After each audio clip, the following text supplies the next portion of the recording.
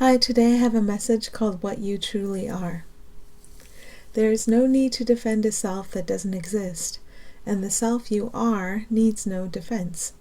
When you find a defense, you don't have to force it away or try to turn it into its opposite.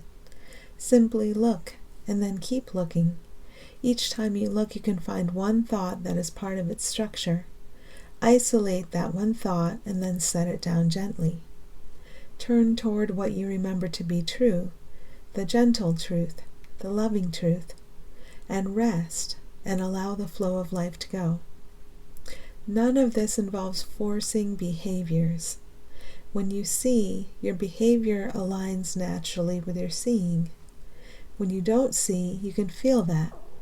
And when you feel the pain of not seeing what is here and what is true, you can address that in a kind and gentle way.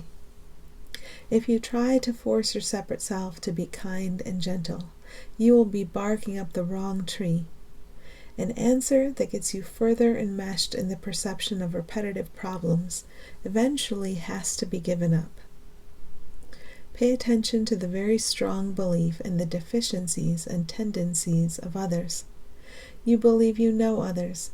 You believe that you know what they will do, how they will act and interact. And on this basis you defend against what you perceive to be potential disturbances. No change in behavior is needed. Merely a willingness to look upon what you believe to be a safe structure. Your actual safety, which you share now with all those you call other, is much deeper than this. Now we look together upon the superficial structure claiming to be safety for you and not another. We look. We do not attempt to change anything. We just find one thought in your fortress, and then we refocus toward the actual safety you share with all now. As the awareness of your actual and shared safety returns, your behavior shifts accordingly, but you, as you believe yourself to be, have nothing to do with it. So there is nothing for you to do but allow. What you truly are doesn't condemn.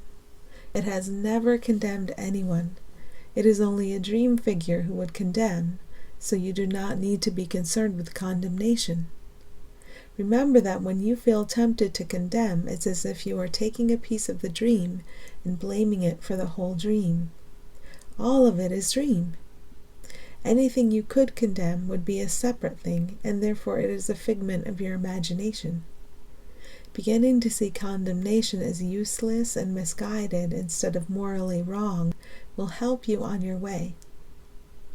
You cannot be free among the imprisoned. That is why you are here to free them. They are not here to dance to your tune, be it a happy or sad one. They are not here to present a facsimile of happiness, nor a fiction of sadness. The masquerade is over. They are here to just be.